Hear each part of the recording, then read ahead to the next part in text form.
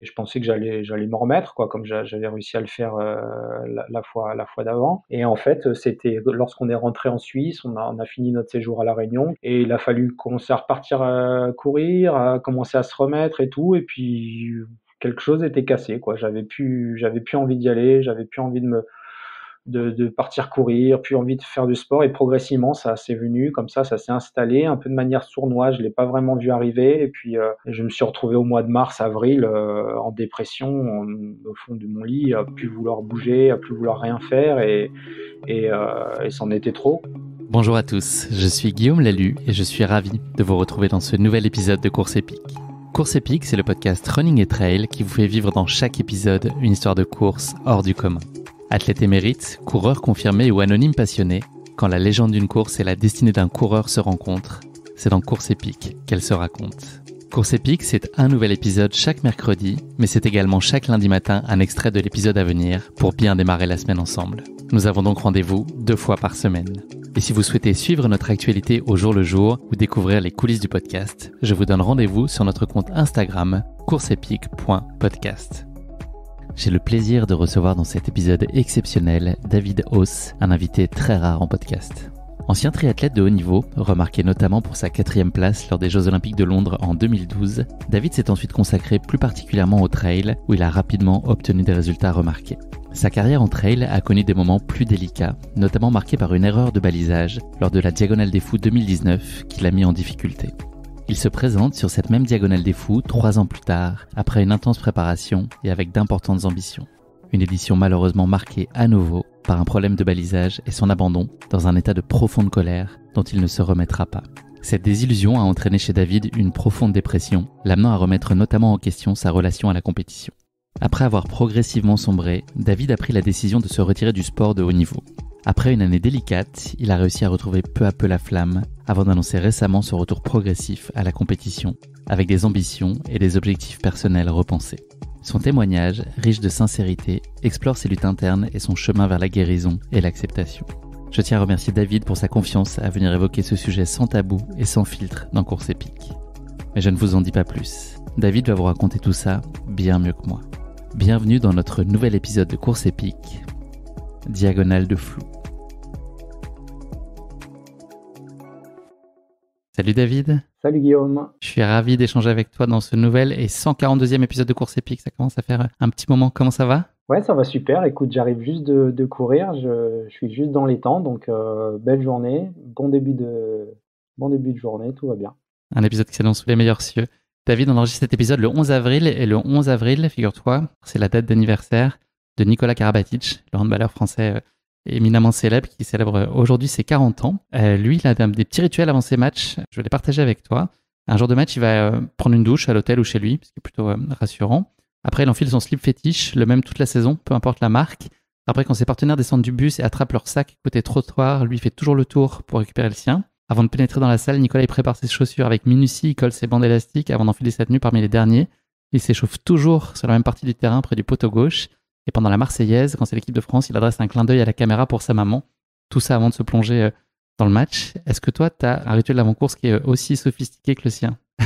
C'est vrai que ça en fait beaucoup, mais non, absolument pas. J'ai pas du tout de rituel d'avant-course. Je me lève quand je me lève, en fonction du départ de la course, et puis voilà, je Pas de m'organise en gris-gris, pas de fonction. porte-bonheur. Non, non, vraiment pas. Et puis depuis le début, j'en ai jamais eu. Je suis pas superstitieux ou quoi que ce soit, et non, non. David, on va commencer avec une question traditionnelle d'ouverture de podcast. Je vais te faire un peu travailler, je vais te demander de te présenter, mais il y a une contrainte.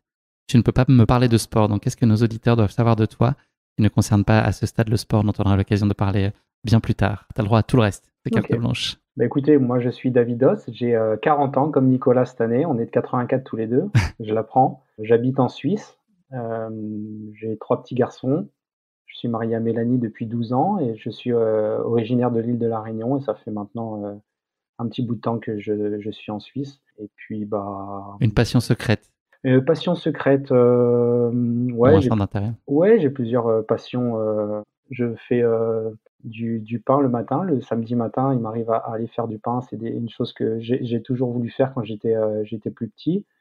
Lorsque je suis venu, habiter en métropole, j'étais dans le sud de la France et il y avait ces villages un petit peu, provençaux avec le boulanger et je me rappelle mon entraîneur habitait à l'époque à Bagnols-en-Forêt et le boulanger de l'époque était parti à la retraite et je m'étais posé la question déjà, je devais avoir, 20 ans, si si j'allais pas un jour prendre sa place et voilà et ça fait quelques mois maintenant que j'ai repris le fourneau ici en Suisse parce que, bah, le boulanger était aussi parti à la retraite, donc j'ai dit: «OK, allez, je veux bien tenter le coup». J'ai appris comme ça un peu sur le tas, mais ça, c'est des choses que j'aime bien faire, j'aime bien ouais, j'aime bien, lire aussi, j'aime bien partir avec les enfants dans la nature, avec ma famille, voilà, j'ai plein de petites choses, ouais. Il reste pas beaucoup de temps quand on met du sport Ouais à haute et intensité surtout dans tout si ça. si on doit pas en parler à la présentation, Exactement. c'est vrai que Ouais, d'un bah, coup ça laisse on pas mal de choses. Parfois, ouais, les invités sont un peu démunis, mais c'est vrai, il y a plein de choses à partager avec nous. ouais. David, on va remonter le temps ensemble. Quel souvenir tu gardes de ton enfance, donc à La Réunion, de quoi était fait ton quotidien? C'était quoi tes plaisirs au jour le jour? Ouais, effectivement, mon premier souvenir, je l'ai eu à La Réunion. Alors ce qu'il faut savoir, c'est que je suis pas né à La Réunion. Je suis arrivé là-bas, j'avais 1 an, donc effectivement, mes premiers souvenirs, remontent de à ce moment-là, enfin un peu plus tard effectivement, mais ouais, je me rappelle avoir une enfance très très heureuse, très portée sur la mer.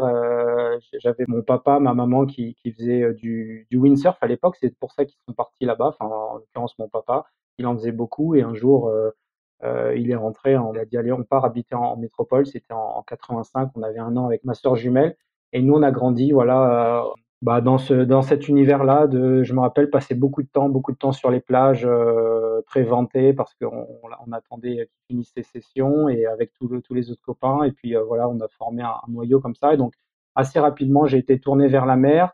J'ai commencé le surf assez tôt, le skate et puis forcément la natation parce qu'on voulait, bah, avoir un minimum de sécurité, être à l'aise dans l'eau et puis on a commencé, enfin avec ma sœur à nager dès l'âge de 5 6 ans je crois et puis finalement c'est ce qui m'a plu, ce type d'effort. J'ai continué les 2, mais un petit peu plus tard, j'ai bifurqué sur la natation, l'esprit de compète et tout, c'est ce qui me plaisait, dépassement de soi et puis voilà donc beaucoup de soleil, beaucoup de mer et puis, des bons moments, ouais. Pas malheureux, j'ai l'impression, David. Ouais. Non, ça va, ça avait l'air Mmh. bien ton enfance. Mmh.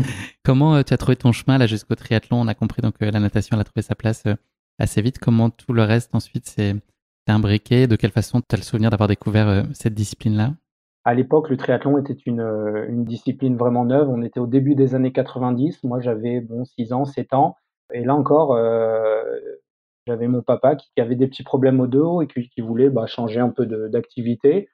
Le jour, on en a reparlé l'autre fois et à la fin d'une session, il voit des mecs passer en courant, à Saint-Leu là-bas, c'était sur la côte ouest de l'île, des mecs partir en courant pieds nus et tout. Il se dit: «Mais qu'est-ce que c'est que ça, quoi?» Et il va voir un pote à lui, qui participait à cette course et il lui a dit: «Ah bah là, je suis en train de rentrer, il me reste 20 bornes à courir et tout, c'est une discipline de ouf et tout» et lui, bah, il est tombé un peu, fou de ça et il s'est mis à pratiquer le triathlon, début des années 90. C'était un des pionniers là-bas. Il y avait des épreuves où on faisait venir les internationaux, des athlètes de renom et puis, on a commencé à les accueillir, à partager avec eux et puis voilà, j'ai grandi naturellement, je faisais de la natation et puis je voulais faire comme eux, quoi. Je voulais courir, je voulais aussi rouler, je m'amusais à jouer au triathlon, dans ma rue chez moi à La Saline là-bas, avec mes copains que j'invitais à la maison.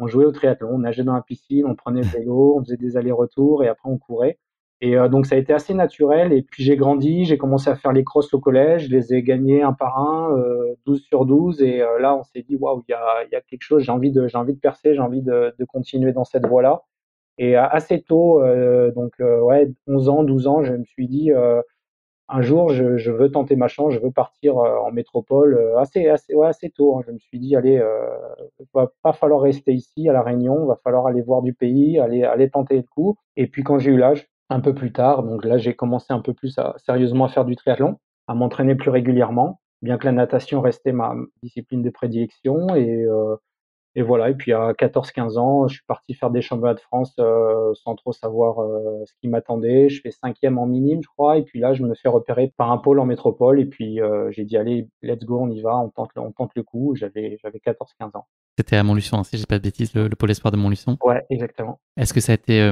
compliqué pour toi de faire ce saut, enfin de quitter les tiens et puis de venir en métropole, ou est-ce que tu étais tellement porté par ton envie d'aller au bout, d'aller te pousser, d'aller explorer la performance aussi loin que possible, c'était suffisant pour que tu partes sans regarder derrière toi? Non, j'étais vraiment motivé à l'idée de partir. J'étais prêt à laisser ma famille, mes copains, enfin tout ce qui m'attachait à La Réunion pour partir, et puis tenter ma chance.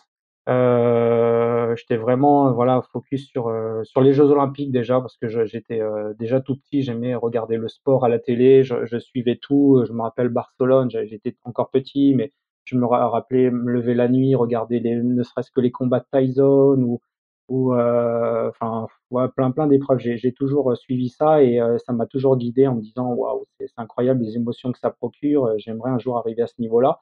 Donc je savais plus ou moins que ma voie était tracée, mais après effectivement je savais pas vraiment où j'allais tomber. Montluçon, je connaissais pas trop, j'arrive là-bas et puis, bon là, c'est vrai que ça a été assez compliqué au niveau de l'acclimatation, j'ai pas forcément ouais, je l'ai encaissé, disons que je savais pourquoi j'étais là-bas. Je m'entraînais, on s'entraînait dur déjà, mais je me rappelle, ouais, plusieurs, fois dans mon lit le soir, pleurer, être en manque de mes parents, mais voilà, je gardais ça pour moi et je savais où je voulais aller. Mais clairement, ça m'a forgé mon caractère et voilà. Mais bon, ça a été compliqué, si bien que l'année d'après, j'ai pas voulu y retourner. 80 on était en 99, on est passé en 2000, c'était le début des Jeux à Sydney et je me suis dit: «Bon, bah, voilà, pour moi maintenant, peut-être que je peux continuer à La Réunion» et puis après j'ai eu la chance de partir, d'aller ailleurs. Ton approche de la performance, est-ce qu'elle était d'abord orientée sur ton propre dépassement, ou est-ce qu'il y avait cette notion d'être devant les autres? Comment est-ce que toi tu l'envisageais? C'était une question par rapport à toi, ou globalement relativement aux autres? Non, déjà depuis tout petit, j'ai été, je m'interrogeais sur les capacités que je pouvais avoir, jusqu'où je pouvais aller, m'entraîner. On s'est toujours, beaucoup entraîné, j'ai toujours, aimé m'entraîner, j'ai jamais trop, rechigné à la tâche parce que, je voulais voir où je pouvais aller et aujourd'hui encore, à 40 ans, je continue parce que je me demande où est-ce que je peux aller, où est-ce que je peux aller et donc non, non, ça a été, avant tout, ouais, quelque chose de ouais, d'individuel, de savoir où est-ce que je pouvais aller, quoi.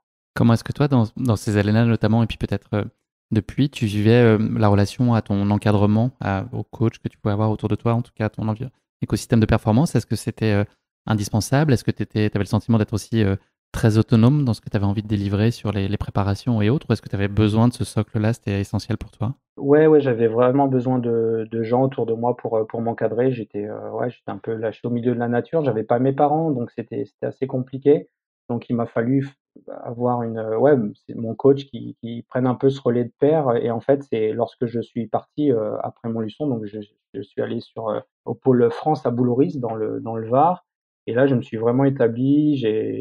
Voilà, je ne suis plus là-bas. C'était un endroit qui me plaisait, qui était ouais, bien pour s'entraîner et puis j'ai rencontré des personnes sur qui vraiment je pouvais compter et qui continuent encore ouais, je continue à échanger avec eux et continuent à me driver ou en tout cas, à m'orienter et non et c'est eux qui m'ont formé, notamment, bah, les coachs et puis le groupe d'entraînement. On était, une dizaine d'athlètes, j'étais le plus jeune et du coup, bah, tous ces athlètes ont formé une bonne équipe et puis, voilà, ils m'ont bien aidé dans mon développement personnel, en tant que sportif, en tant qu'homme, ouais. Avec des résultats sportifs qui ont été très vite remarqués, notamment avec 2 titres de vice-champion du monde en 2021 et 2023 chez les juniors, c'est ça? Ouais, assez rapidement, en fait, je me suis, comme je disais, assez vite, établi je me suis plus là-bas et dès lors que, bah, tout se passait bien, j'ai commencé à franchir des caps à l'entraînement, puis en compétition assez rapidement. Voilà, l'équipe de France junior, un premier titre de vice-champion du monde, puis un second, puis là, on rentre vraiment dans le grand bain. On commence à passer avec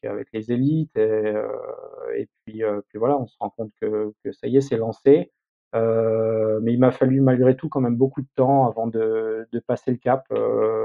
J'étais un athlète qui performait sur des objectifs, mais j'avais encore du mal à être régulier tout au long de l'année et c'est vrai que ça m'a pris quasiment 10 ans, c'est ce que je raconte, quasiment 10 ans pour, vraiment être régulier à plus haut niveau et puis pouvoir s'établir, au niveau olympique et donc ouais, j'ai connu des hauts, j'ai connu des bas et puis, ça a été un peu l'histoire de ma carrière et à chaque fois j'ai su en fait, me relever pour repartir et puis refranchir des caps et donc voilà. Est-ce que c'est possible ou est-ce qu'il faut aimer, indifféremment les 3 disciplines du triathlon? Est-ce que toi, tu avais une appétence et puis un talent ou des capacités en tout cas, plus naturelles, pour certaines de ces 3 disciplines? Ou est-ce qu'il faut, les traiter de la même façon et puis, les aimer de la même façon?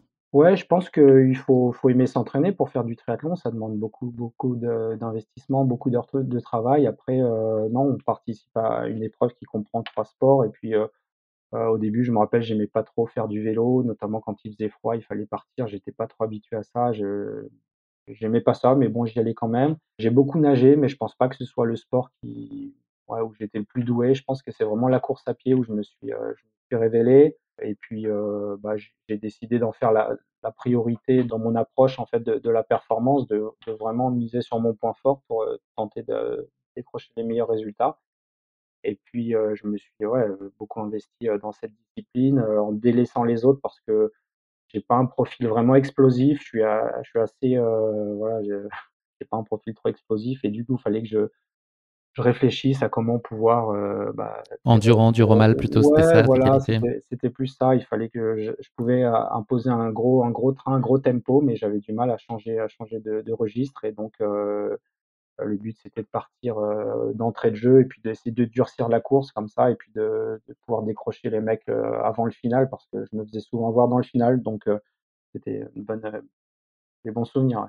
On l'a compris, le Graal sportif était pour toi donc les Jeux olympiques. Tu as eu la chance de participer, notamment aux Jeux olympiques de Londres en 2012, auxquels tu as fini à une 4e place. Et si on devait se parler aujourd'hui du sentiment que tu éprouvais à l'époque sur la ligne d'arrivée et celui que tu ressens aujourd'hui là quand tu regardes, 12 ans après cette course, qu'est-ce qui a changé? Non, j'éprouve beaucoup de fierté à ce résultat-là. Ça a été surtout le process d'arriver sur cette ligne de départ qui a compté. Il a fallu, je l'ai dit, 10 ans pour arriver à ce niveau-là, mais les 2 dernières années, 2010-2011, je sentais que j'étais capable de faire quelque chose de grand. Je faisais des bons résultats déjà sur le circuit, j'avais gagné des courses et tout, et donc je me suis dit: il faut parvenir le jour du départ de la course à être, voilà, d'être au top et d'être en capacité de pouvoir gagner la course et je me rappelle avoir, enfin avec les coachs, c'était mon père qui m'entraînait de se mettre dans cet état d'esprit où voilà, on craignait rien et puis on était prêt à aller jusqu'au bout pour le plus beau des résultats et je crois que ça a été ça le jour du départ. J'étais sur la ligne de départ en me disant: «Bah là mon gars, tu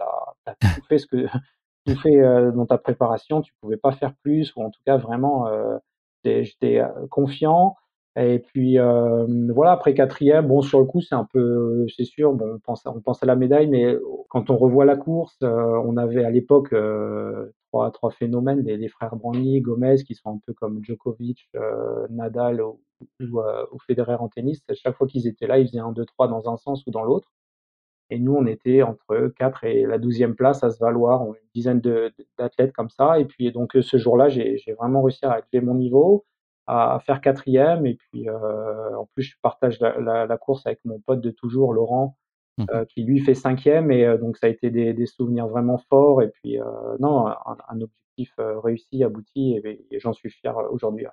2012, c'est une année qui a été aussi importante, sur un autre registre, Mmh. puisque tu t'es marié avec, Mélanie, ta femme, donc aujourd'hui depuis 12 ans, qui est, elle-même, enfin qui était triathlète professionnelle, suisse. Est-ce que c'était, essentiel pour toi d'avoir quelqu'un qui puisse avoir les meilleures clés de compréhension, de ton engagement sportif et réciproquement? Est-ce que c'était déterminant? Ouais, absolument, ouais. C'est vrai que c'était déterminant. On s'est connus, on a eu la chance de se connaître sur le circuit, plus tôt. Lorsqu'on était déjà chez les juniors, on s'était rencontrés une fois ou 2 et puis, c'est moi qui ai été, la voir et puis, au début je On veut tous savoir du premier bisou. ouais, Non, ouais, non, non. c'est ça et j'ai ramé au début, j'ai continué, puis finalement on s'est mis ensemble en 2009. En fait, dès lors que j'ai commencé à avoir des résultats, ça coïncide avec cette époque où on a commencé à se fréquenter et j'ai trouvé en elle, voilà, enfin, j'ai réussi à m'apaiser, à trouver, quelqu'un sur qui m'appuyer, peut-être c'est ce que ouais, j'étais en manque, je pense, de ça, sur mes premières années et puis voilà donc et puis effectivement elle comprenait bon l'investissement qu'on pouvait mettre dans notre pratique et puis elle a arrêté en 2012 parce que, bah, voilà, c'était le temps pour elle d'arrêter. Elle a raté les Jeux de Londres, elle voulait passer à autre chose. On s'est mariés, quasiment dans la foulée des Jeux et puis voilà, elle m'a supporté encore 4 ans jusqu'à mon passage au trail ouais, ouais, aujourd'hui encore, c'est quelque chose, d'important qu'elle comprenne et puis qu'elle sache, voilà, ce que c'est, quoi. Le trail, tu viens de l'évoquer, David, il a été, présent déjà en filigrane dans ta vie avec des premières courses, à partir du début des années 2010, notamment, Mmh. 2013. Est-ce que, c'était pour toi un moyen d'exprimer, ton appétence et tes qualités sur la course à pied? Est-ce qu'il y avait déjà une espèce de réflexion de préparer l'avenir, ou de te tester un peu ce sport-là pour voir ce que tu ressentais et que te dire que ça pouvait être peut-être, le prolongement de ta carrière sportive pourrait s'envisager dans le trail? C'est une façon de l'éprouver?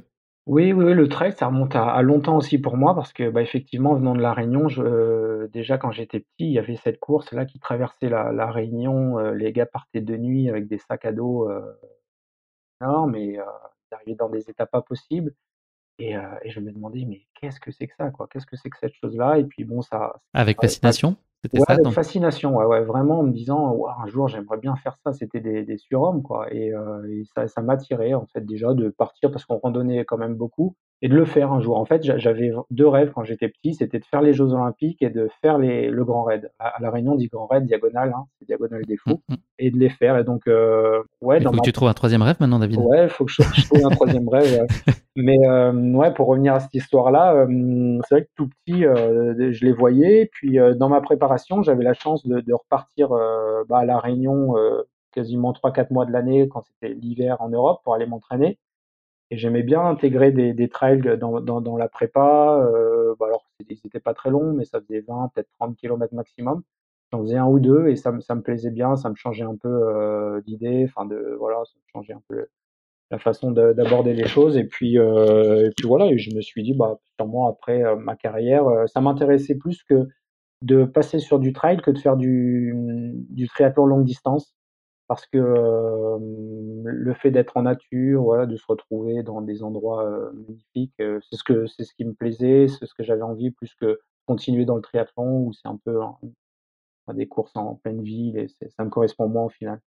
Si on revient, un petit peu au triathlon avant de basculer sur le trail, ce qui a dicté toi ton arrêt du triathlon, ça a été, est-ce que c'était un lien direct avec, ta non-sélection aux JO de 2016? Est-ce que c'est, une lassitude plus globale? Est-ce que c'est une décision que tu as prise de façon, apaisée ou qui a été, délicate pour toi? Ouais, c'était un petit peu tout ça.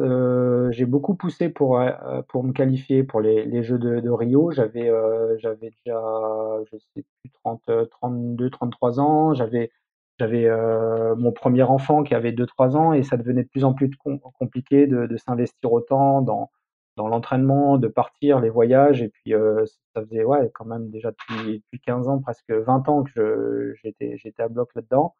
Puis moi, les choses de la vie font que des fois, bah, ça se passe pas comme on veut, puis, l'approche des jeux a été compliquée pour moi à gérer. Puis, au final, je me fais sortir de la sélection au tout dernier moment sans trop, enfin, savoir pourquoi. Alors c'est vrai que j'étais pas en forme, au mois de à 3-4 mois, non, 5-6 mois des jeux, mais bon, j'espérais l'être, au mois d'août, hein. C'était le d'être prêt le jour J et puis voilà, j'ai pas aimé comment ça s'est passé. Lorsqu'on il y a les jeux olympiques qui entrent en jeu, il y a plein de décisions qui nous dépassent un peu. On sait pas vraiment pourquoi elles sont prises, elles sont actées et puis, moi je suis quelqu'un d'assez cash, d'assez direct et puis, j'ai pas aimé comment ça s'est fait.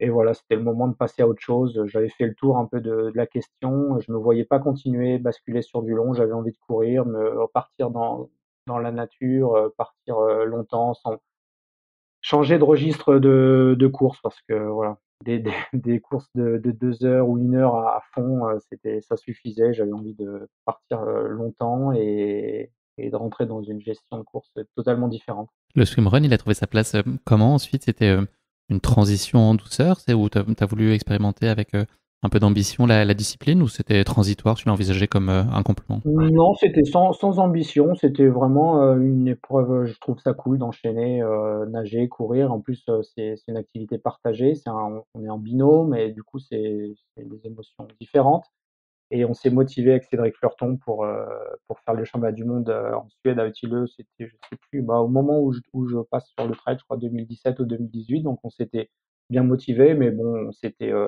vraiment pas du tout préparé. On avait 7e place, c'est ça, je dis pas de Ouais, on bêtises? avait fait 7e. On avait fait 7e, ce jour-là dans des conditions dantesques. C'était vraiment, ce que je répète souvent, c'était il y avait un avant et un après cette course-là. On s'est levé le matin, les arbres étaient penchés, il faisait 10 degrés, l'eau était pareil à 10 degrés, la pluie, ça a été 8 heures, 8 heures et demie de souffrance, mais en même temps ouais, de partage, de communion dans l'effort, dans le dépassement de soi. Ça a été vraiment, quelque chose de on est allé loin dans la douleur et c'était ouais, c'était incroyable. Je me rappelle les jours d'après, c'était comme si tu étais arrivé au paradis, le fait de rejoindre cette ligne et on était tellement calme et serein après, peu importe le résultat. Lui, il était un peu déçu parce qu'il espérait faire mieux. Moi, j'étais content de juste d'en terminer, mais oui, j'ai fait d'autres épreuves, des swimruns, à La Réunion, à Tahiti, un peu à droite à gauche. J'aime bien ça et je continue de le faire. Je trouve ça cool. J'en profite pour saluer Hugo Tormento, qui est double Ouais, champion du monde, qui est ouais, un très bon copain et voilà, avec qui j'ai passé un très bon ouais, moment dans le podcast aussi. ouais, un gars cool, ouais. David, avant qu'on bascule sur notre questionnaire de Proust, une dernière question pour toi. Donc là, la bascule s'est amorcée, notamment sur le trail. C'était indispensable pour toi d'être toujours dans cette démarche de haute performance? Ouais, parce que je pense que j'avais pas tout donné encore une fois et puis, bon, on sait que le trail, c'est souvent, maturité beaucoup plus tardive, bon, bien que le triathlon ce soit le cas aussi, mais, voilà, j'étais tout nouveau dans la discipline, j'avais beaucoup à apprendre, j'ai des partenaires qui m'ont fait confiance du passage au triathlon, au trail, donc j'ai continué d'être soutenu.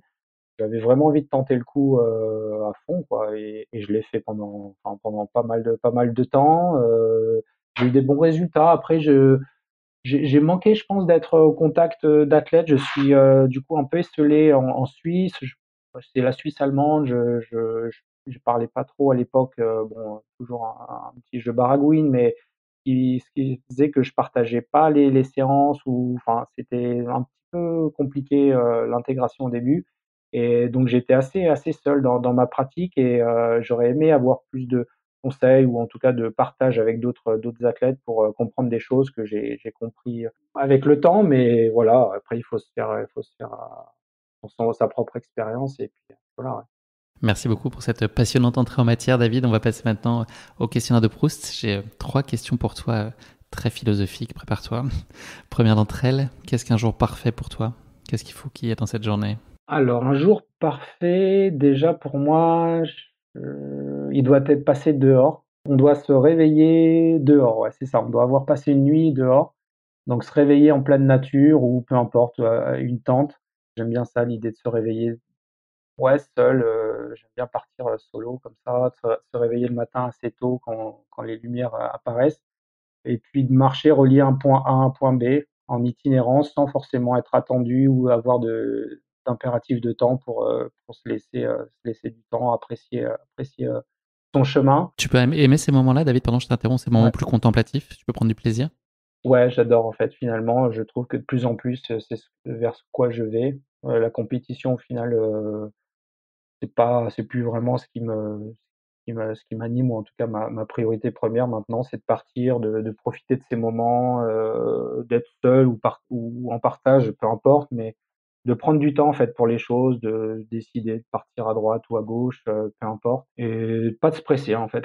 Plus de se presser, de se prendre le temps et puis, donc, ouais, je dirais marcher, ça peut être courir ou faire du vélo, mais relier un point. J'aime bien cette idée de voyage, de partir, à la découverte de nouveaux environs et puis donc, faire quand même une bonne session quoi, donc s'en mettre plein les jambes et puis après si je pourrais, ça serait finir la journée, j'ai la chance d'habiter près du lagon à La Réunion, un petit soleil, un petit coucher de soleil sur la plage, devant chez moi au lagon à La Réunion, c'est notre moment en famille, partagé en famille et là, voilà, là ma journée est Avec un parfaite. petit gueuleton et de quoi boire un petit coup ou pas Ouais. forcément? Ouais? Ouais, non, peu importe, D'accord. ouais, un petit swim souvent. Après, souvent on fait ça à La Réunion, on part tôt le matin, on va courir, dans ma fat et tout. Après on rentre, on va faire une petite natte au coucher du soleil et puis, on se cale sur la plage avec les amis, on boit une bière ou pas et puis, il y a les enfants qui jouent et puis là c'est juste parfait, quoi.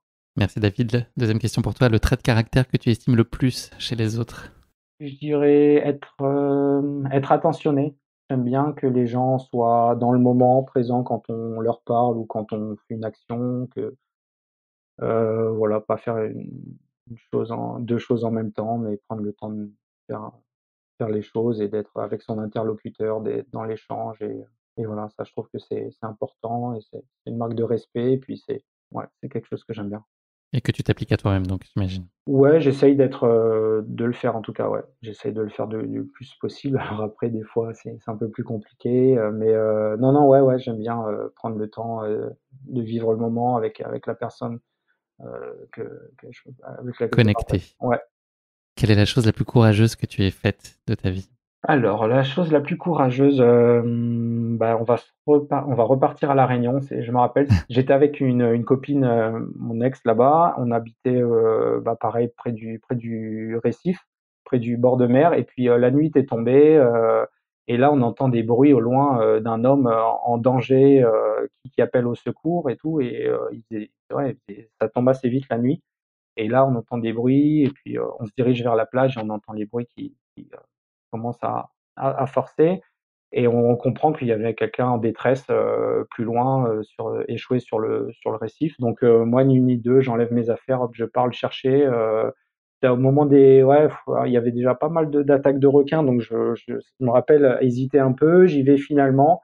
Au bout de 15-20 minutes, je trouve un homme, un plongeur, je crois, un vieil homme assez lourd, ouais, échoué, quasiment à prendre des vagues sur la tête et quasiment, inanimé et là, je le trouve, mais parce que, bah, ouais, il faisait nuit, j'ai eu du mal à le trouver et puis j'arrive tant bien que mal à le sortir, à le ramener sur le bord de l'eau et puis, je sais pas, ça a dû prendre peut-être, ouais, 1 heure, cette histoire-là et puis je reviens, vraiment épuisé et puis on laisse l'homme, sur le bord et puis on s'en va et c'est vrai que ça a été une chose, assez, bah, assez courageuse parce que, ouais, je trouve c'est la nuit et puis il y avait plein de coraux, il y avait les requins, en plus ça tournait pas mal là-bas, c'est vers Trois-Bassins pour ceux qui connaissent et ça a été après coup, ouais, je me suis dit: «Waouh!»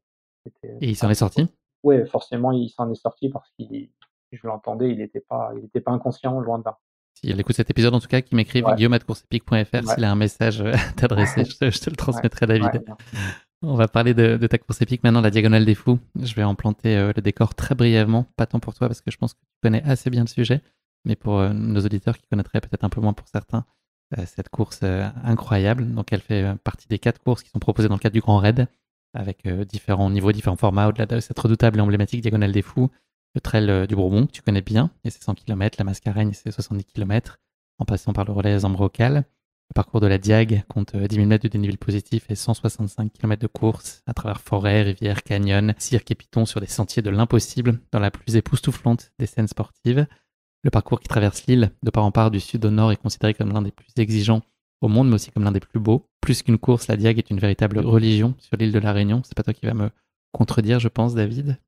Ouais, ouais, non, là-bas, Donc, c'est incroyable. La Réunion, tout le monde vit pour ça et puis, il y a toujours on va toujours trouver quelqu'un d'une famille qui va participer, le cousin, le truc, donc c'est de plus en plus, on sent la pression monter les semaines, les mois précédant la course et déjà, voilà, les inscriptions sont lancées, on est en avril et là, ouah, ça en reprend encore. Non, c'est assez incroyable et ça demande, ouais, d'être vécu, d'y aller au moins une fois pour le vivre. j'ai eu le plaisir d'y aller là, cette année. Enfin, en tout cas, en octobre dernier, j'ai entendu, ça m'avait surpris à la radio, des gens qui appelaient pour avoir les positions des membres de leur famille. Donc Ouais, voilà, on dit, je voudrais avoir le classement et la position du dossard 3127, c'est mon cousin, etc. Je trouvais ça génial de pouvoir entendre ça à la radio. Ça ouais. montrait un petit peu le rayonnement, en tout cas, à quel point l'île bat au rythme de la Diac pendant ces quelques heures. Donc le vainqueur, habituellement, il remporte la course après 23 à 24 heures de course. La barrière horaire pour les derniers, elle est fixée à 66 heures sur pratiquement 3 jours de course. C'est je crois quasiment 24 heures de plus que l'UTMB ou pas loin, donc ça donne une idée avec des ratios qui sont sensiblement les mêmes de distance et de dénivelé, de l'engagement que requiert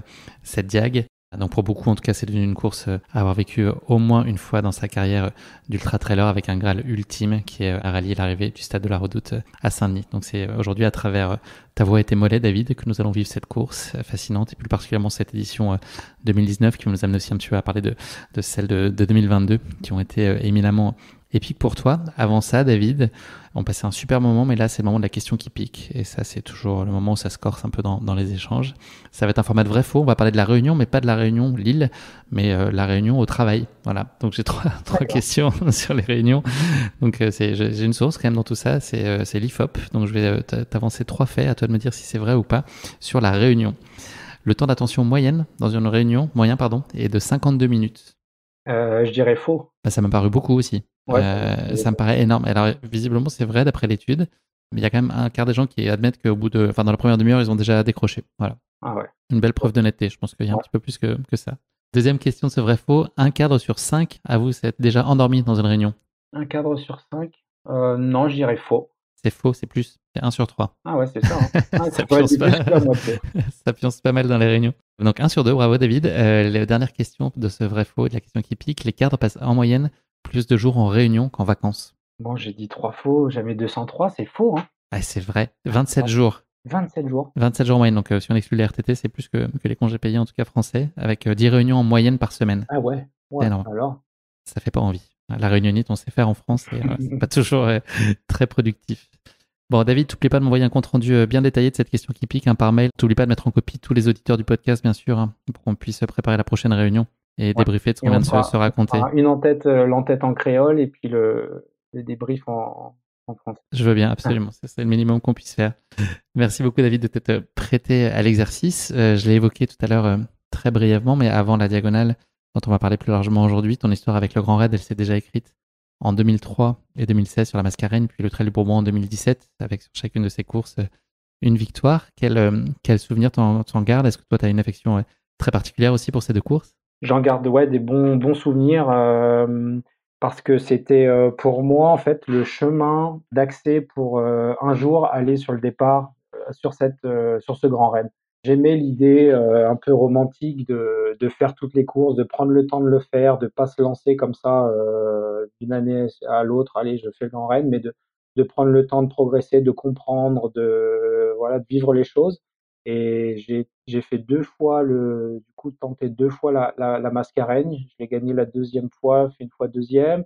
Ensuite, j'ai basculé sur le Trail de Bourbon, 2 éditions et puis, 2017-2018 que je remporte et 2019, bah, c'était un peu la suite logique, mais, voilà, tant désiré d'un jour de fouler ces sentiers. Donc, j'ai mis du temps, quasiment 5-6 ans avant de me lancer. Mais, voilà, c'est comme je te l'ai dit, c'était quelque chose ouais, de réfléchi, de posé, de quelque chose de Une belle voulu, de construction, ouais. désiré, quoi, Mm. vraiment. Ouais, ouais, c'était quelque chose de fort et c'est pour ça, lorsque j'ai puis, préparé pour cette course, j'étais animé de quelque chose de fort et de vraiment motivant, quoi. T'as le souvenir d'avoir mis en place des choses particulières dans ta prépa alors là pour cette diag? Non, pas vraiment, pas vraiment de choses particulières, mais l'intérêt que j'avais pour, d'être au départ c'était incroyable et mais je savais pas vraiment comment me préparer, en fait. Et je savais pas s'il fallait courir des jours, des nuits entières pour, faire ça. Donc j'ai fait comme je savais faire un petit peu et je me suis dit: «Bah, comme je suis comme de manière générale, je me dis: "Bah, ça passera, ça va passer"». Et c'était Ludo Pombray qui m'avait dit: «Ah, souvent le 1er ultra, on le réussit parce qu'on s'attend à rien». Et c'était vraiment ça, je m'attendais à rien, je partais, pas ouais, la fleur au fusil, en tout cas, le bonheur de partir et puis, et voilà, ça allait me suivre toute la course et ça allait me guider, quoi. Parce qu'il faut le dire, c'était donc ton premier 100 miles à cette Ouais, occasion. 1er 100 miles, effectivement, en 2019, ouais. Est-ce qu'il y a une pression ou une émulation supplémentaire, le fait de jouer à domicile? Est-ce qu'il y a des attentes? Est-ce que ça change des choses, toi, ou est-ce que tu traites cette course-là comme une autre course dans le monde?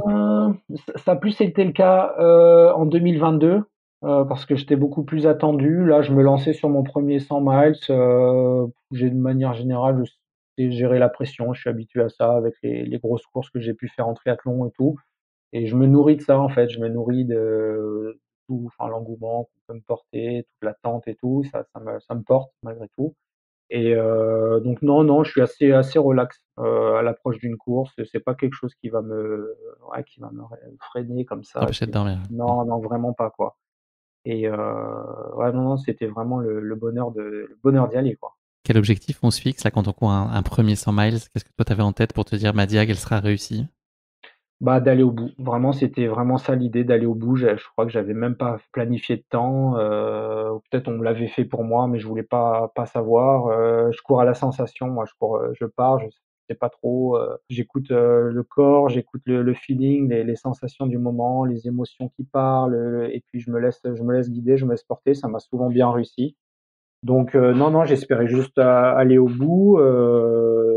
Après je suis un compétiteur, donc je sais que j'allais donner, donner le maximum pour ça et puis vraiment aller loin dans la douleur, dans le dépassement de soi. Donc j'étais pro combat, mais c'était pas quelque chose qui pouvait me gêner, quoi. Tu jettes un œil attentif à la start list ou ça fait partie des choses que tu regardes de loin? Non, j'avais pas regardé sur cette première édition, je crois pas que j'avais regardé et c'est un peu tout le contraire encore une fois, on fera souvent le parallèle avec cette course, mais sur la deuxième ma deuxième participation. Là, j'étais vraiment allé, ouais, dans un esprit de découverte, quoi. Est-ce que malgré tout, la sérénité dont tu nous as fait part, est-ce qu'il y a quand même, une part d'interrogation sur cette première DAG, sur ce premier 100 miles? Est-ce qu'il y a une chose qui te questionne? Ouais, j'attendais, de savoir où est-ce que ça allait pêcher parce que je me rappelle les 2 éditions en fait, d'avant du Trail de Bourbon qui faisait 115 kilomètres. J'avais pas eu ce coup de barre ou en tout cas où je m'étais écroulé donc je me suis dit, je dois avoir 14-15 heures dans les jambes, 115-120 bornes, ça devrait passer et après voilà, bah, c'est l'inconnu donc j'appréhendais ça, j'appréhendais ma fat, la fin de course, sans savoir mais bon, là encore, en me disant: «Bah, ça va le faire si tu manges bien, si tu t'hydrates bien, il y a pas de raison que ça le fasse pas» et puis, donc non, c'était un peu comme les jeux olympiques au final. J'étais sur la ligne de départ assez confiant, serein, en étant, ouais, je savais ce que j'étais capable de faire et puis, il fallait juste exécuter, bien mettre en ouais, le plan en œuvre et puis y aller, quoi. Sur la nutrition là que tu as évoquée, tu es de la même façon, très à l'instinct et aux sensations, tu t'écoutes ou est-ce que c'est quelque chose que tu, élabores avec, minutie? Habituellement, je m'écoute, mais là, on a décidé j'avais des potes, enfin mon père qui ont fait cette course plusieurs fois et on s'est tenu un régime strict ou en tout cas, à des timings précis d'hydratation pour manger et tout. Après plus la course elle avance, moins tu les respectes, mais en tout cas jusqu'au début, jusqu'à la moitié de la course, j'étais bien dans le timing et ça m'a bien aidé au final. Parce que souvent, bah, je pars un peu vite et tout, donc je suis un peu dans les tours et je manque et je prends des coups de latte et après je repars, mais voilà, là, c'était l'idée de partir vraiment calmement, de faire ça bien et puis d'aller au bout, ouais. Ferme les yeux David, on est le 17 octobre 2019. Mmh. Il est bientôt 22 heures. Est-ce que tu peux nous parler de l'ambiance à la ligne de départ, dont la réputation, n'est plus à faire? Là, ça y est, c'est ta diag, c'est le moment de te lancer. Quel souvenir tu gardes de ce moment? Et puis tes premières sensations sur les tout premiers kilomètres, comment tu vis ce moment? Écoute, je me rappelle, arriver sur le front de mer, quasiment une demi heure, 40 minutes avant le départ. Assez tardivement. Moi, j'arrive vraiment tout le temps en dernière minute sur la ligne de départ et là, la musique, je me rappelle les gars, les musiciens qui jouent sur le front de mer et la musique me porte et je danse et je suis là, j'ai envie de communier avec les gens qui me reconnaissent, qui me motivent, les maloyas crasés, tout ça et puis, ouais, j'ai le sourire, j'ai la banane, j'ai envie d'y aller, et je me sens bien, je me sens à ma place et avec le bonheur de vivre, bah, d'aller vivre une aventure incroyable, quoi. Voilà et puis le départ a donné, je profite, il y a les 5 premiers kilomètres sur le front de mer là où c'est rempli de gens, ça tape dans les mains et je profite au maximum. Je me mets un petit peu en retrait et puis, je profite et j'emmagasine comme ça l'énergie, le bruit, le son et puis, parce qu'après assez rapidement on commence à monter vers le volcan et là c'est la nuit noire et il y a plus de son donc, je profite un max, je tape dans les mains et puis, ouais, content d'être là vraiment. La course, elle prend une drôle de tournure, pas très longtemps après, puisque sur le début de course, malheureusement, vous allez emprunter un mauvais chemin, suite à une erreur de balisage. Est-ce que tu peux nous expliquer, ce qui s'est passé? Puis toi, ton sentiment à ce moment-là et les clés que tu as pu activer pour te remobiliser? Ouais, alors c'est vrai, le départ est donné. Comme je te dis, je me sens bien serein, calme, je me mets vite bien dans ma course, calé et puis là, on attaque les premiers contreforts et puis je sais plus, moi je suis tant bien que mal, enfin non, plutôt, assez aisément et puis je me porte sur l'avant de la course et puis il y a Diego, non, Jordi Gamito qui me rejoint, puis un Canadien, David Decker et puis on file tous les 3 comme ça. Assez rapidement, au bout d'une heure de course et puis, comme je te dis, l'allure est cool, on est content d'être là et je sais, je me rappelle me dire: «Putain là, tous les voyants sont au vert, là, c'est la nuit est lancée et tout, calme, pense à bien boire, pense à bien manger» et je me mets en troisième position comme ça, et puis je me laisse guider, je me laisse sans trop regarder où je vais, quoi. Et puis effectivement, au bout de juste avant le deuxième ravitaillement, on prend une bifurcation ou un petit endroit, il manque de balisage, et là, je crois que c'était Jordi qui devait mener, et on se met à redescendre, et puis moi, franchement, j'avais pas capté, quoi. J'étais là dans le flow, vraiment, vraiment bien, paisible et tout. Et au bout d'un moment, au bout de 30 minutes, je dis: «Ah les gars, c'est pas normal, on se rapproche des lumières alors qu'on est censé monter vers le volcan, c'est pas normal», et là, il y a le Canadien qui check sa montre, parce qu'au final, tout souvent on me dit: «Ouais, mais tu as pas mis ta montre», mais tu mets ta montre, elle sonne à chaque intersection, ça sonne, donc au bout de 5 minutes, tu ne la regardes plus ta montre, donc tu sais pas trop. Et moi, je me cale en troisième, et quand c'est la nuit noire, bah, tu suis les pas du gars devant toi, donc tac, tu en bifurques comme ça, et puis au bout d'une demi-heure, il check le GPS, il dit: «Ouah non, on a fait, fausse route et tout, on doit tout remonter et tout», et 7 là, kilomètres de descente, c'est ouais, possible? 7 kilomètres, ouais, c'est ça, 7 kilomètres de descente. Nous, on était vraiment ceux qui sont descendus le plus loin, et là, je me rappelle être pris d'un stress en me répétant: «Mais non, mais c'est pas possible, c'est pas possible». Je me répète ça: «C'est pas possible comme ça». Et là, tous les voyants qui étaient verts et tout, là, tout passe au rouge, c'est l'énervement, la crispation, on essaie de repartir au sprint parce qu'on sait pas au final combien de temps vraiment on a perdu.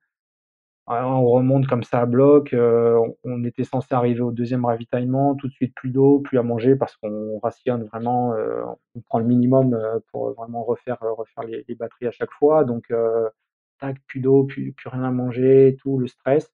Et là tu te remémores, l'action, et tu te dis: «Non, mais c'est pas possible, il y a eu un truc, ça va rentrer dans l'ordre», et puis, bam bam, tu continues, tu vois les faisceaux lumineux au loin, et là tu comprends que, bah, tu es en milieu de paquet et qu'effectivement tu t'es paumé, donc tac, je retrouve mon staff assez rapidement, au deuxième ravitaillement, on fait le point, on me dit: «Bah, là tu es 500e, écoute, il y en a tout le monde s'est perdu, donc il y a pas grand-chose, voilà, et rien n'est joué, tout est à faire». On m'a calmé parce que j'étais arrivé vraiment énervé, on m'a posé, on m'a assis sur une chaise 5 minutes, et en fait, là, je me suis dit: «OK, tu perdu qu'1 heure», parce que je savais qu'au final on avait perdu 57 minutes exactement, et là je me dis: «OK, bon, normalement», parce que là j'étais parti en fait dans la course en me disant: «Bon, bah, je pars avec les 3 premiers, mon but était, d'avoir la meilleure place possible». Donc je me dis: «Écoute, en 1 heure, il y a moyen de revenir podium», parce que, le podium, souvent les 3 premiers, ils se jouent en plus d'1 heure, donc fais les choses bien et essaye de revenir, et puis voilà. Donc je suis reparti comme ça en me disant, «Bon, c'est qu'1 heure, prends ce que tu peux prendre, et puis remonte, et puis fais des choses comme tu les faisais». Donc Et je assez rationnel finalement, tu as parlé d'une dimension émotionnelle assez forte, mais finalement tu as réussi à Ouais, très vite ouais, la vraiment. contrarier par cette, Ouais, vision-là plus analytique? ouais, vraiment assez rapidement, j'ai analysé les faits, et puis je me suis dit: «OK, rien n'est perdu, tu continues, et puis, vas-y, maintenant il faut remonter, il faut montre de quoi tu es capable, de ce que tu peux faire, et puis on sait jamais devant ça peut craquer, ça peut abandonner, et puis on verra jusqu'où ça peut aller». Et en fait, donc j'ai commencé à remonter.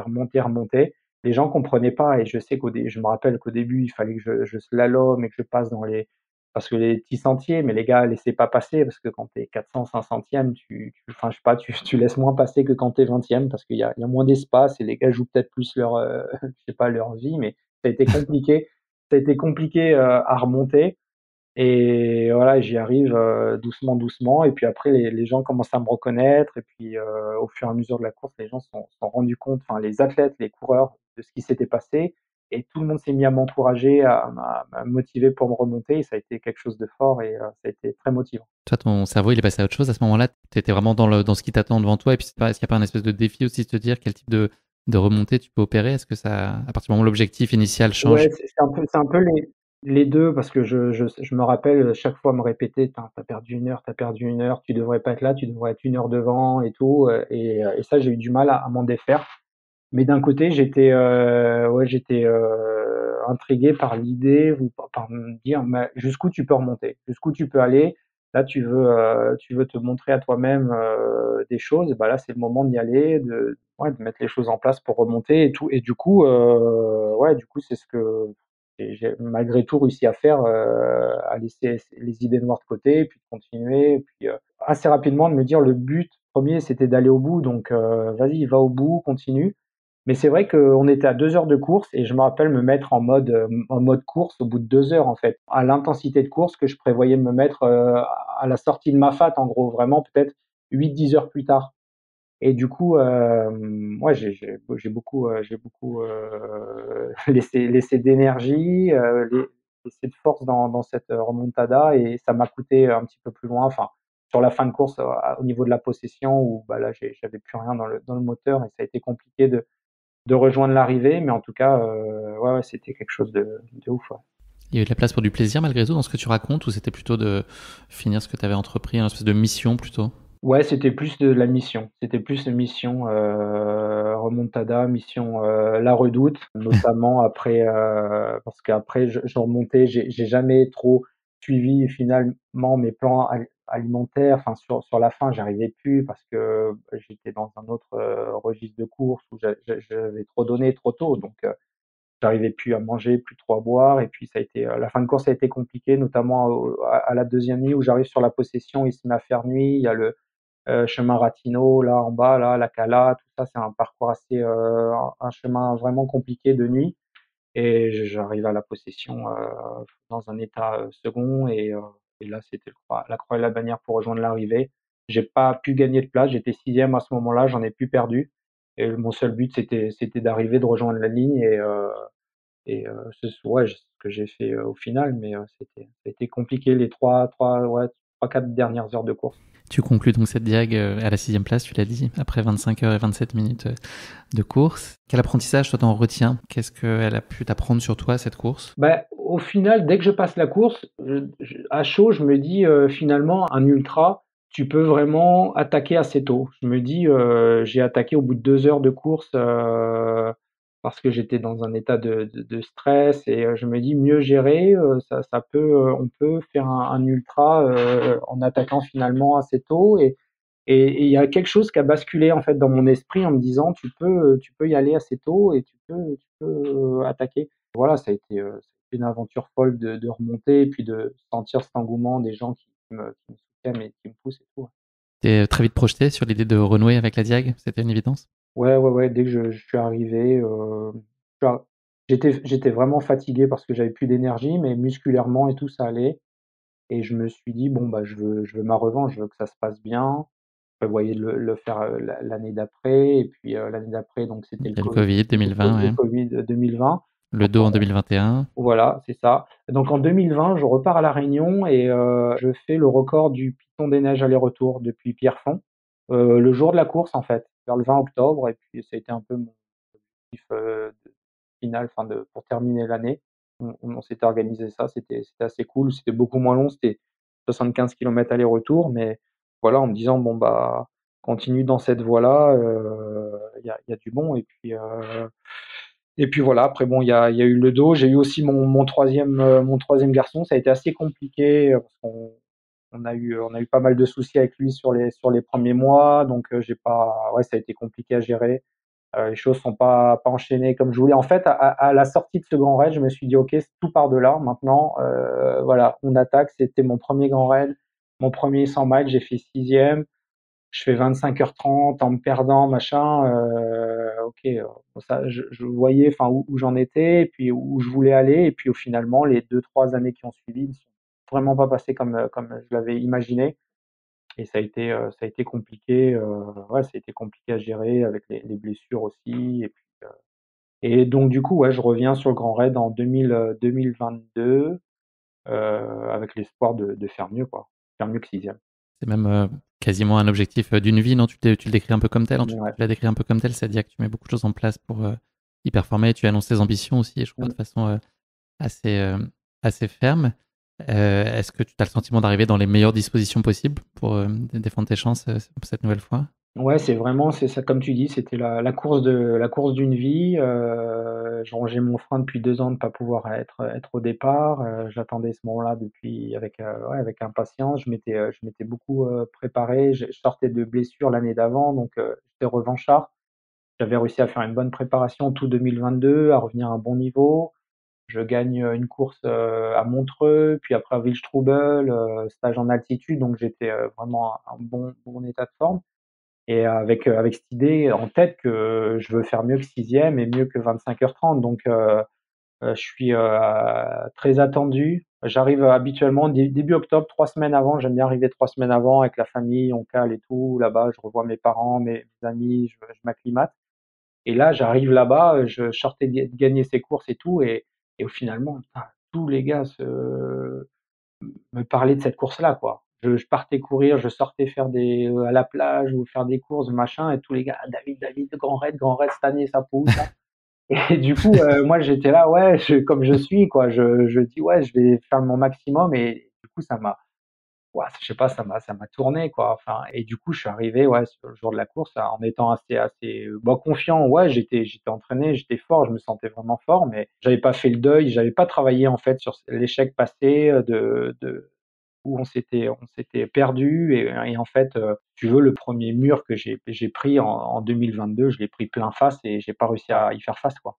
Oui, parce que l'adage dit jamais 203, mais là, en l'occurrence, ça a été jamais 102 pour Ouais. toi, malheureusement, puisque tu es parti aux avant-postes avec notamment Grégoire Kermer. C'est passé sensiblement la même chose en termes de balisage, une erreur qui t'a coûté, enfin, qui vous a coûté peut-être un peu moins de temps. Ouais, beaucoup moins de temps, ouais. Sauf que t'as pas eu tout à fait la même gestion, en tout cas, que la fois précédente, et une colère très vive à ce moment-là.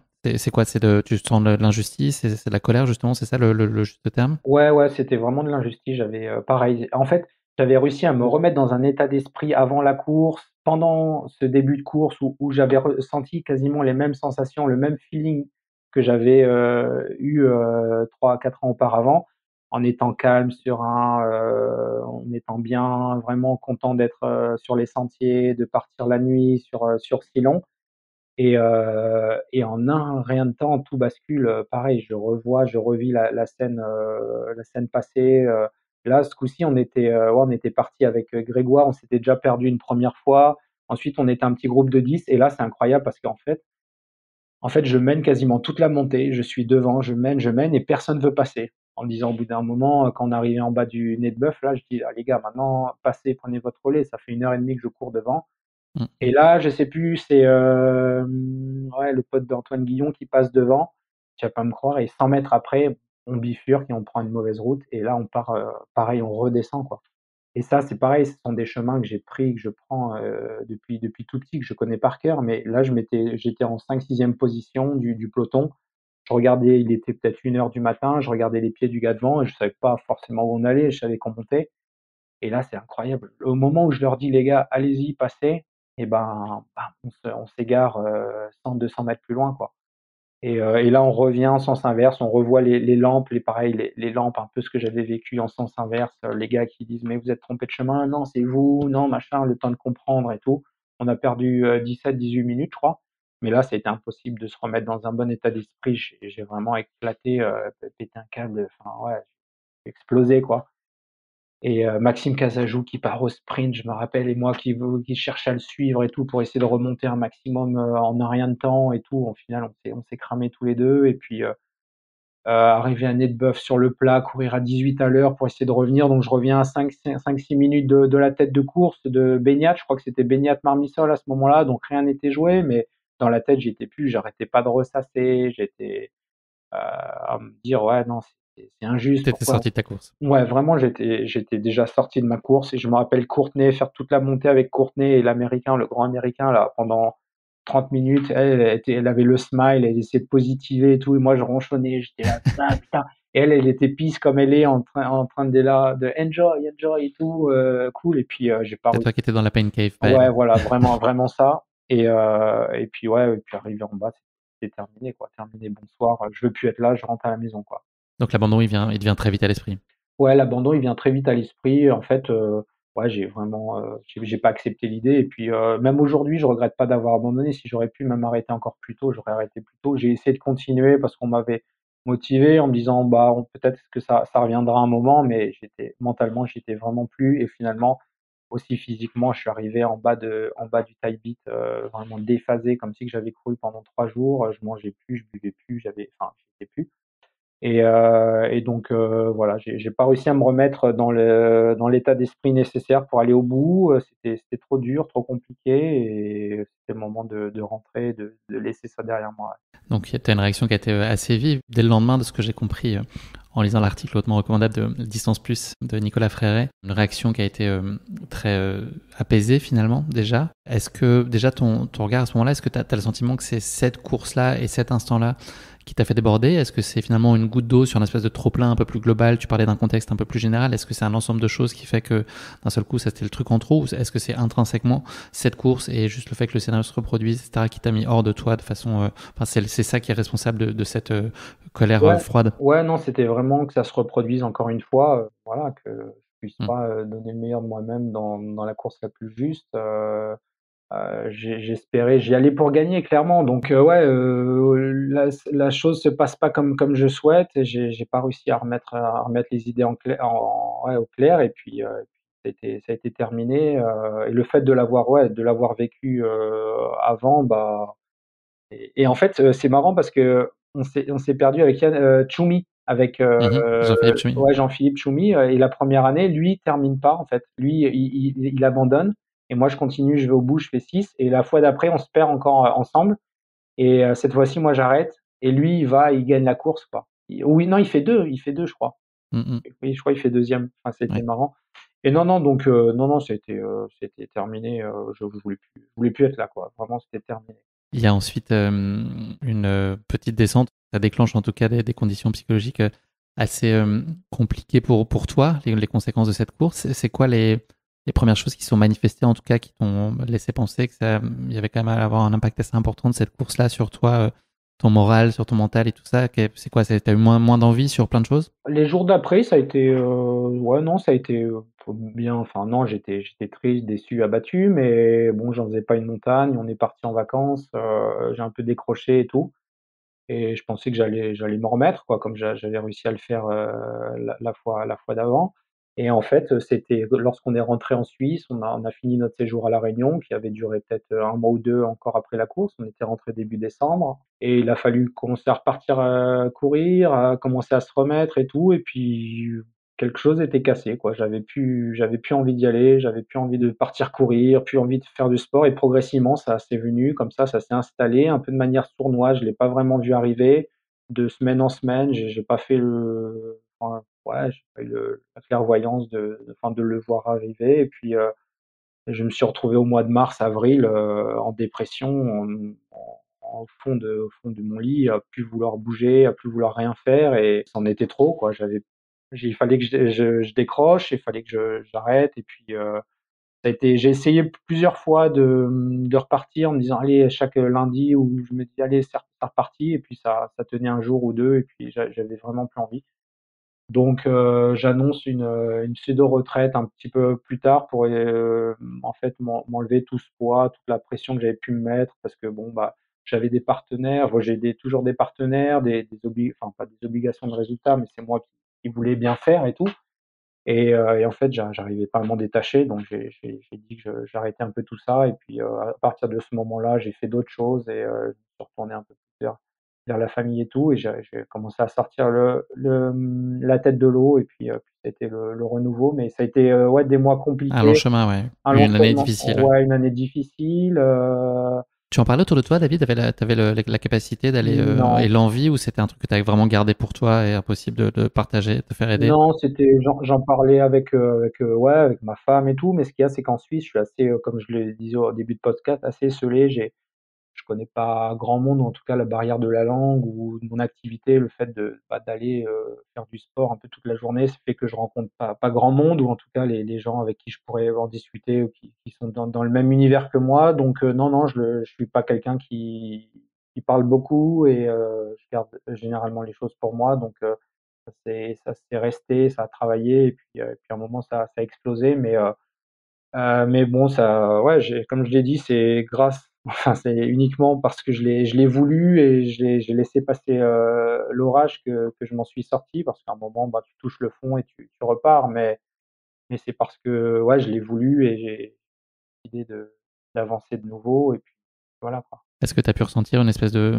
forme de culpabilité? Le mot est assez fort, mais par rapport à toi, tu parlais de tes partenaires, Je dis pas que c'est forcément la situation devrait être ça, mais est-ce que c'est quelque chose que toi, tu as pu ressentir auprès de tes proches, des gens qui comptent? Non, j'ai pas ressenti de culpabilité, mais c'était je sais pas, c'était difficile à mettre vraiment un mot là-dessus, hein, comme si j'étais dans un nuage gris, noir où je sais pas, j'avais pas de sensation, pas d'émotion. J'étais triste, j'avais envie de rien, c'était compliqué. Tu avais la conviction que ça pourrait aller mieux ou est-ce que tu étais Oui, enfermé dans une espèce ouais, d'impasse en disant: non. «C'est un état, dont je vois pas le bout et je verrai pas le bout»? Non, ce que je me dis souvent, c'est que les choses finissent toujours par tourner et qu'à un moment ou à un autre, j'allais m'en sortir. J'ai été, souvent dans des états, enfin, pas dépressifs, mais je veux dire de down parce que j'avais raté une course ou souvent c'est lié au sport parce que ça représente beaucoup pour moi.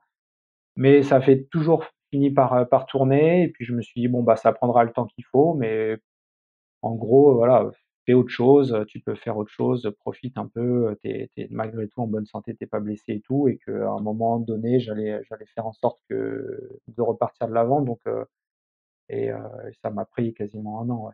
Est-ce que tu as le souvenir d'un moment où tu as entrevu un peu cette lumière, espèce de déclic où tu t'es dit: «OK, là, j'ai l'impression que le truc, c'est en train de réenclencher, j'ai un peu plus envie qu'avant, il y a des petits curseurs qui sont en train de bouger, qui m'indiquent que je suis peut-être en train de reprendre le chemin du mieux»? Oh, ouais, c'est lorsque on était en fin d'été au niveau mois peut-être fin août, début septembre, je crois qu'il y avait eu l'UTMB. J'avais complètement décroché et on avait suivi ça, sur l'ordinateur et j'avais ressenti une petite lumière à l'intérieur de moi, une petite flamme se raviver en me disant: «Putain, j'aimerais quand même un jour, vivre ça quoi, le départ, l'arrivée et tout». J'avais eu la chance d'y être quelques années avant, de vivre l'arrivée en tant que spectateur et de le partager avec ma famille comme ça et voilà et ensuite il y a eu le grand raid quelques mois plus tard et ça a été assez compliqué. En fait, dès lors que le grand raid s'est passé, comme si qu'il y avait, la boucle était bouclée et que je pouvais à nouveau, partir sur un nouvel épisode.